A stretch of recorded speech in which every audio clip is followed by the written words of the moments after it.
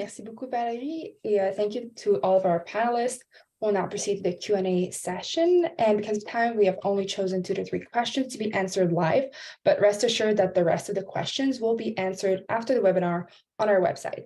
So the first question is to Mr. Wallace. Donc, I'm going to copy it into the chat so that everybody can see it, and it is in French.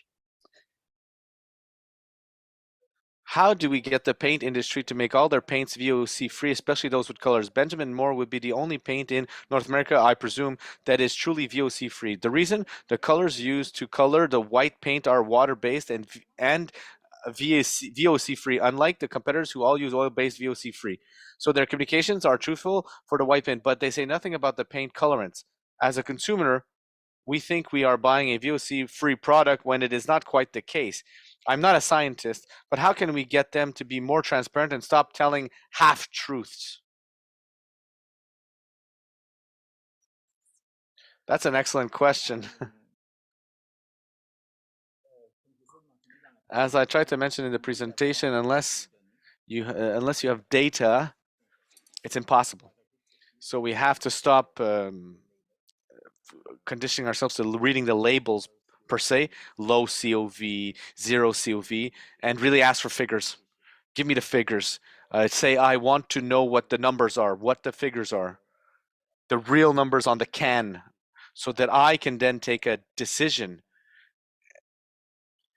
So we're really in a impasse where we're transitioning, where if we dig, we can find the data.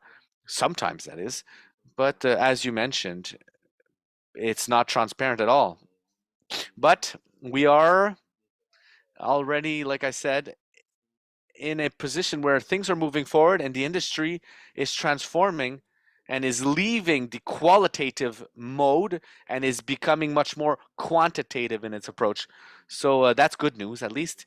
And we have to continue pushing in that direction. And from there, we must request and demand the data on the products that we're using so that we can take the best decisions. Merci beaucoup. La prochaine question, so the next question is for Dr. Malott, which I will put in the chat. So do we know which chemicals sensitize the TRP receptors on cells and thus trigger multiple chemical sensitivities?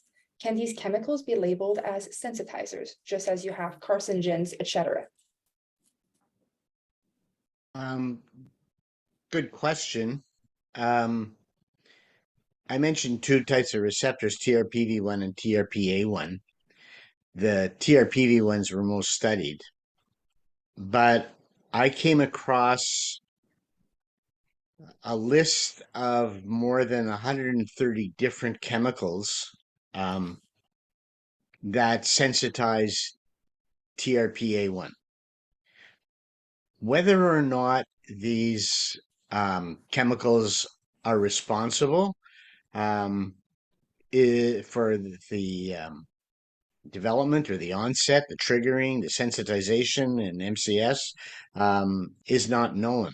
So what we really have are the closest epidemiological studies where what we see is the onset is most of the time associated with an identified exposure. So it could be a water damaged building. It could be a renovated building. So that what's difficult is to be able to pinpoint the individual product. I personally believe it's not an individual product. We don't live in a real world of individual product exposure or chemical exposures. We live in a world of mixtures, complex mixtures.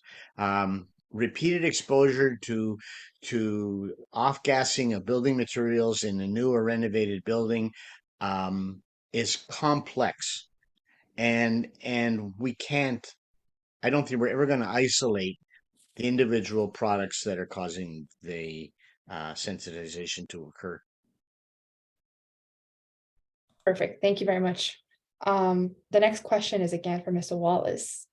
I'm going to put it in the chat real quick. Perfect. So, Mr. Wallace, has your projects included building or homes heated by both gas and electricity, I should say? Yes. To be honest, all of our early research was on residential. All the research that kicked off what we were doing was all 100% research residential. Pretty much all of them had some gas component, either gas cooking or gas heating. And then the work evolved, got picked up by the commercial world, commercial real estate, where there is no gas. So answer is yes. I guess part of the question is knowing what the contribution of gas is to air quality. If you're tracking that in real time, I guess that's implicit in the question. When we're tracking there, again, not so much from a particle matter point of view, more from a carbon monoxide point of view. So the spikes in particles that we would see there would be associated with the cooking more so than the gas, but that depends on the purity of the gas being burned. And generally, the regions we were in, it was a clean gas. But there are certainly issues with particle matter from burning gas, but entirely related to how clean the gas is. Awesome. Thank you very much. The next question is for all of the panelists, which I will put in the chat. It is in French. So to what frequency cleaning the ventilation ducts can keep your house clean, and what criteria should we keep in mind for the cleaning of these ducts? Monsieur Bourassa, you're muted.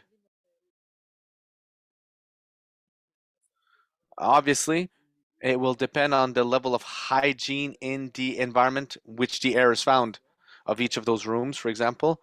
And what criteria to select? Well, we need at least one company who will be able to add biocid and chemical compounds in the ventilation ducts, and those will be returned to us if they're used. Those chemicals are used in the ventilation ducts. So in the criteria, well, we need people who are going to be cleaning in a different way than biocid, and also having a adequate maintenance for the hygiene of that room. Mr. Wallace says I am also in favor of this. I think that the traditional method of like saying I clean every 6 months or every how many years, but the approach that we promote is to say based on the data. The quality of the air is measured in real time 24/7, so we must clean the ventilation when we see that there's an issue. It could be 3 weeks, 9 months. It really depends on where we are, what's being filtered, what's being pushed through the ventilation system. And Mr. Bourassa steps in and says, and if there is a comparative measure of a one era versus another, and not just generally speaking towards health, as we were mentioned, it really varies from one person to the next, this sensitivity to various pollutants. And unfortunately, the synergistic approach that was mentioned in the previous answer is that it's not studied, because there's no one who can really bring about a benefits by bringing light on this. So we're always asking who is interested financially to push certain studies, and in the synergistic compounds, the mixtures of these compounds, who's interested in this? If not the state, then who? Well, unfortunately, the other thing is that our political leaders have very little sensitivity to this reality, and with regards to the health of buildings, it's something that's unknown. There would be a precaution principle, in my sense, that should be applied to situations for chemical products in our environment. But, that is a discussion to be had. Well, Valerie steps in and says, thank you very much for your answers. They're very clear and precise. We have many other questions. As Emily mentioned, all these questions will be able to compiled within a document, a Q&A document that the panelists will be able to give their answers, and will be made available on the website of the of EHAQ.